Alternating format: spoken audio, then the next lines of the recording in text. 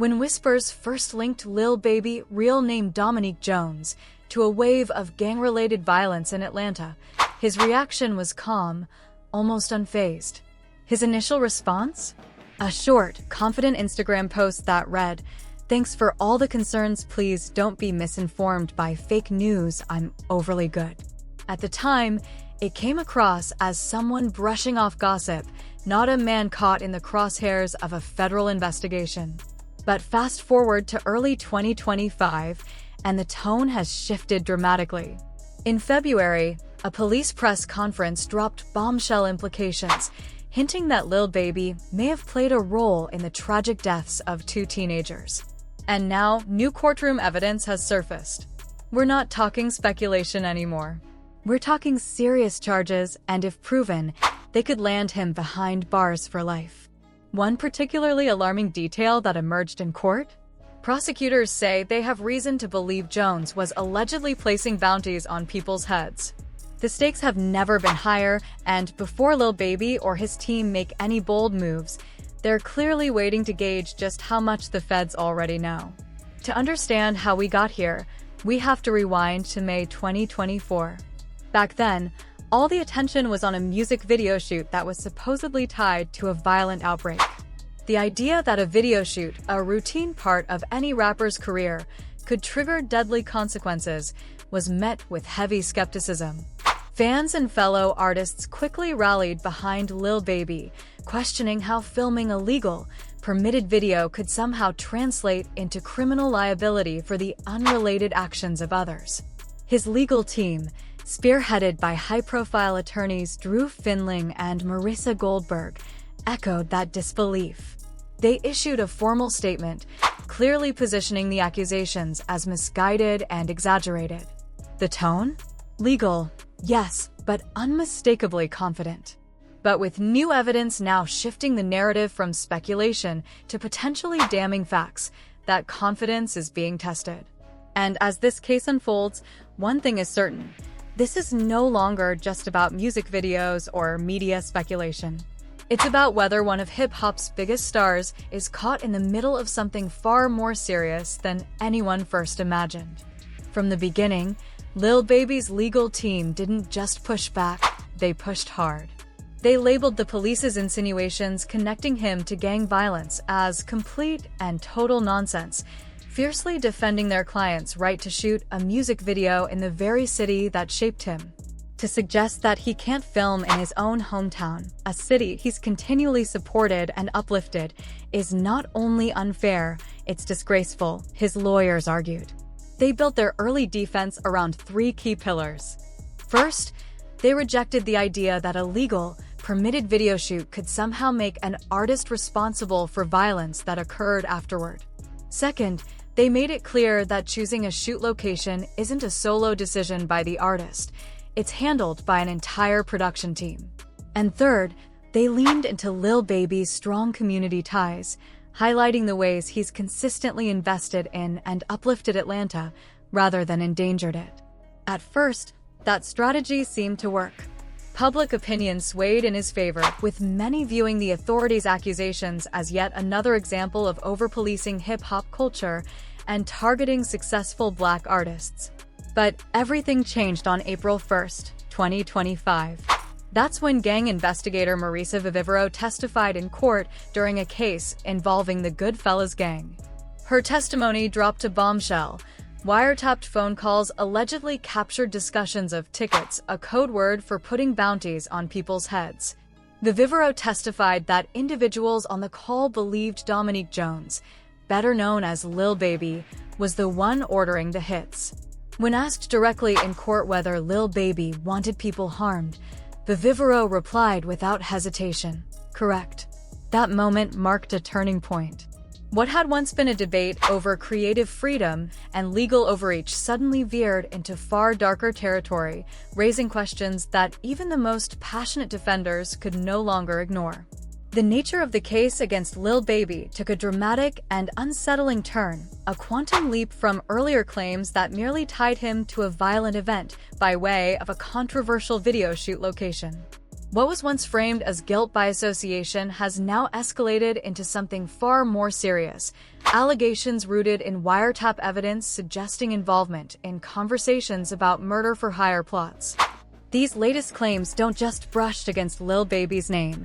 They put him directly in the center of what prosecutors allege were organized efforts to target individuals for arrest, harm, or even death.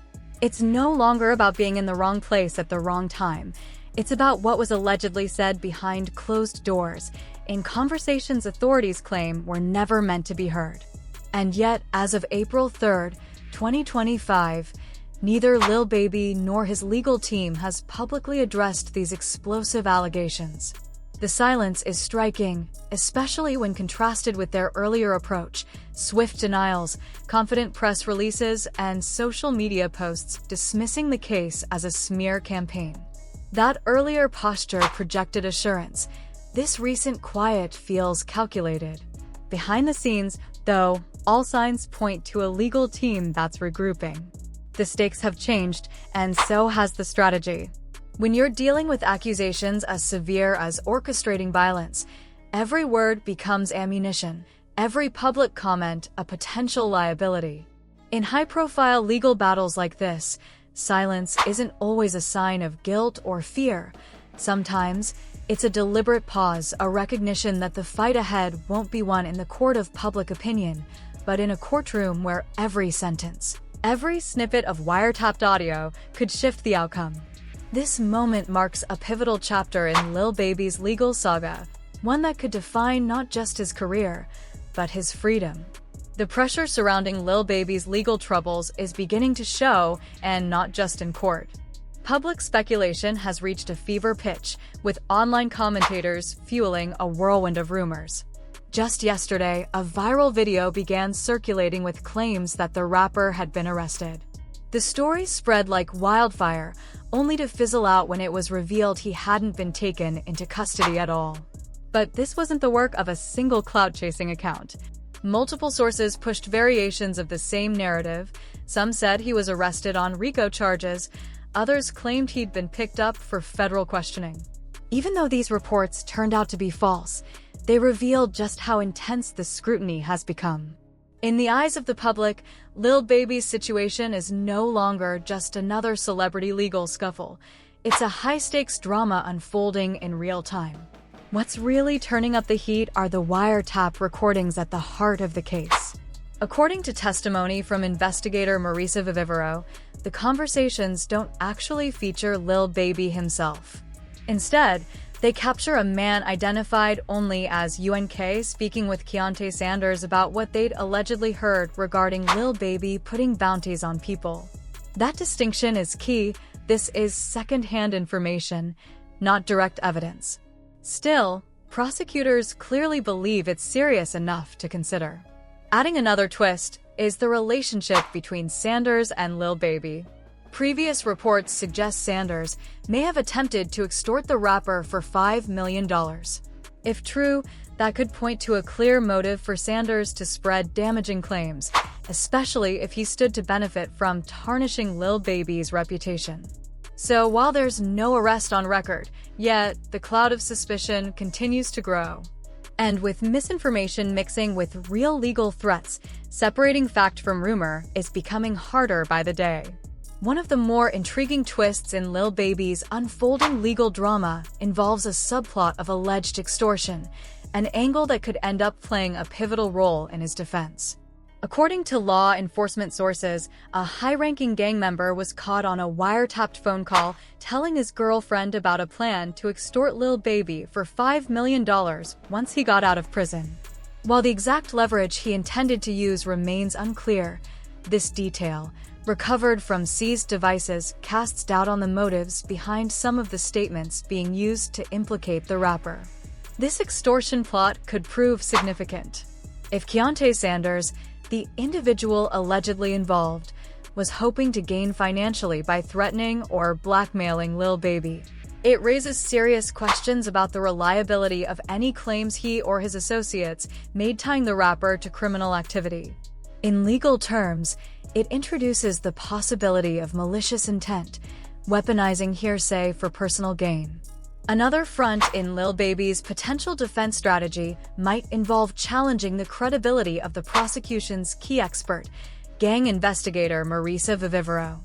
Her reputation took a hit during the high-profile YSL trial, where she was widely criticized for evasive answers, shaky logic, and, at one point, even frustrated the presiding judge. That exchange, where the judge corrected her mid-testimony, was widely circulated and sparked debates about whether she should even be considered a reliable witness. If her interpretation of coded language and gang dynamics is now central to the case against Lil Baby, her past courtroom performance could become a liability for the prosecution. Meanwhile, far from retreating, Lil Baby appeared to double down on his business interests. In December 2024, months before the legal storm went public, he rebranded his 4PF, For Pockets Full, label, an effort some see as distancing his brand from street ties, reinforcing a shift toward professionalism and long-term legacy building. The situation surrounding Lil Baby has taken a sharp and troubling turn, evolving from whispers and internet chatter to full-blown legal scrutiny, complete with arrest warrants and RICO implications. Just days ago, police held a press conference pointing fingers at a prominent rapper they claimed played a central role in what they described as a deadly gang war. Shortly after, Fox 5 Atlanta obtained the actual arrest warrant, and it had Dominique Jones's name on it. That's Lil Baby.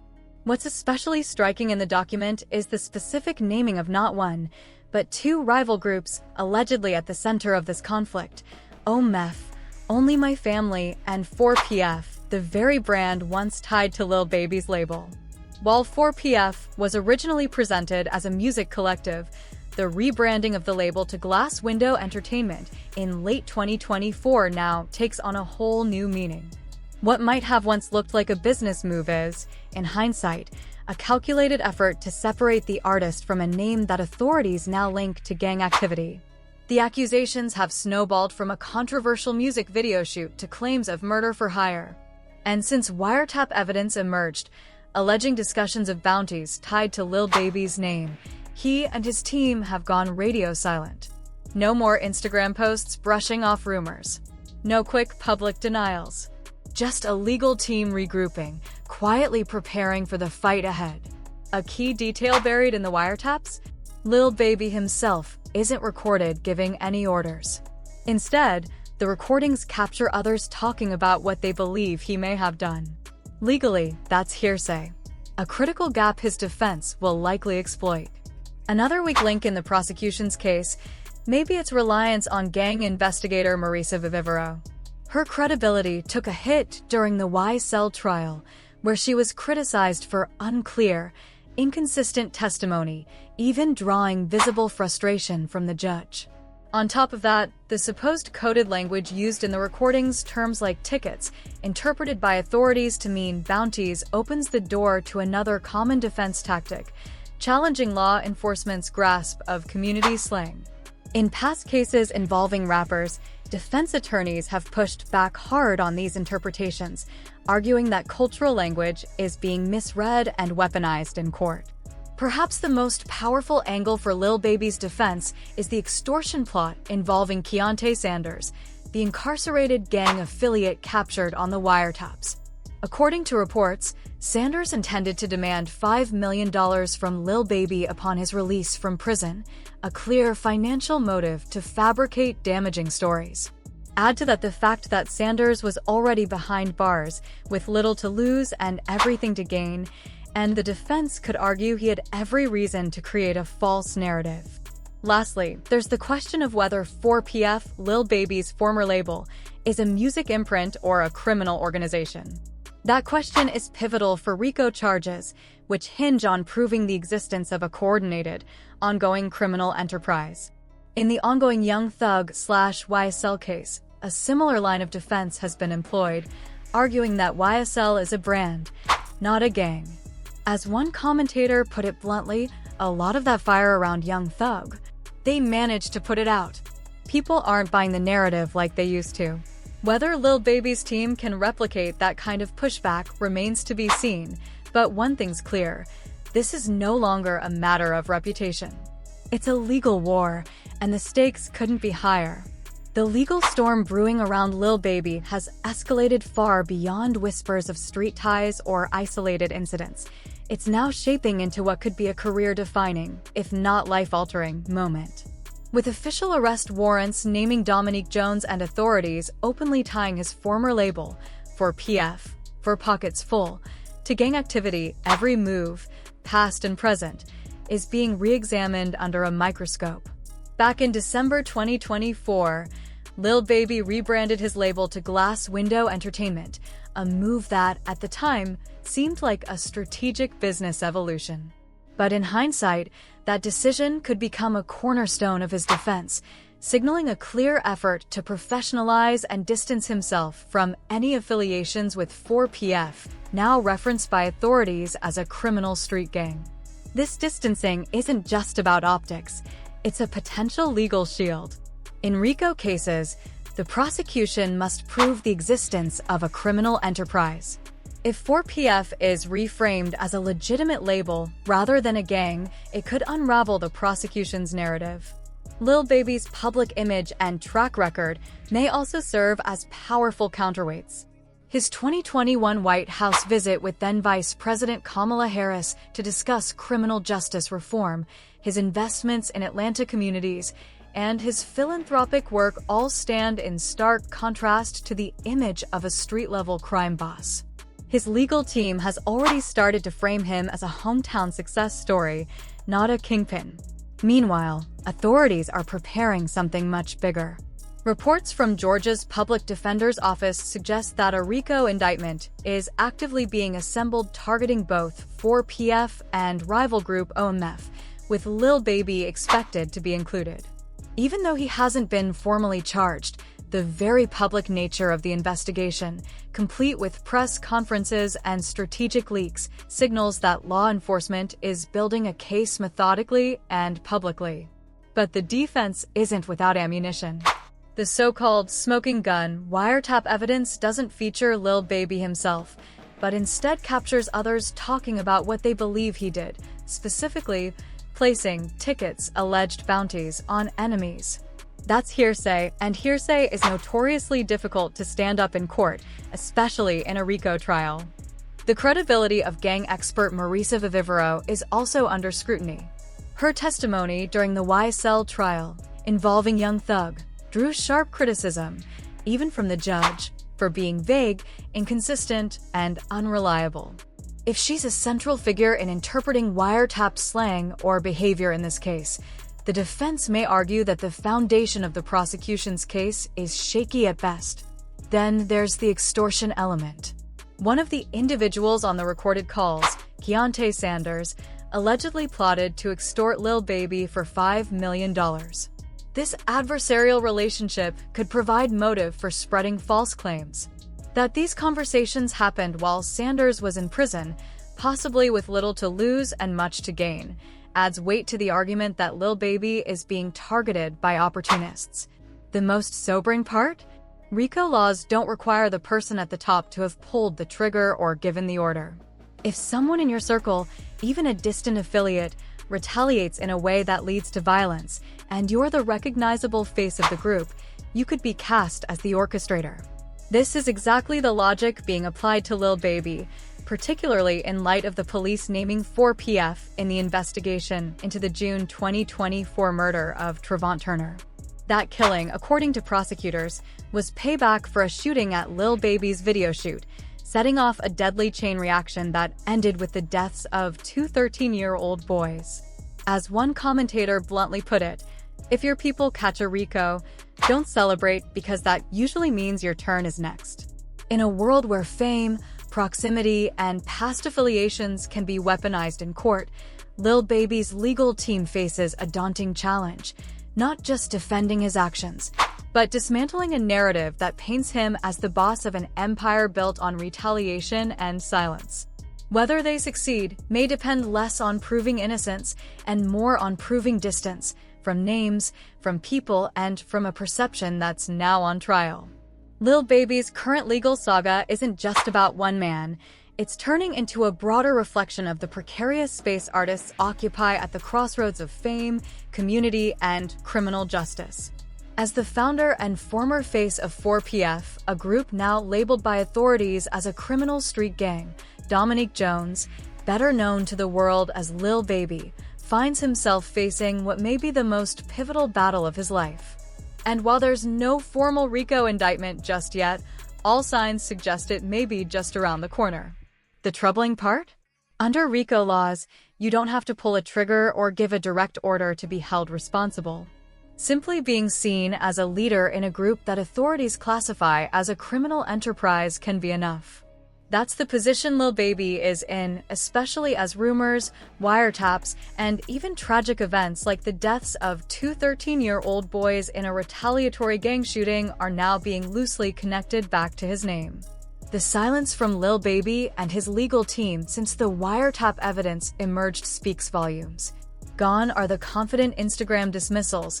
Now, the rapper's strategy seems calculated and quiet.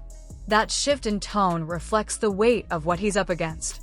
Allegations of murder for hire, whether substantiated or based on hearsay, can trigger morality clauses in contracts, cause business partnerships to dissolve, and potentially lead to jail time without bail, just like what Young Thug is experiencing. Legal experts, commentators, and even other rappers have begun to weigh in.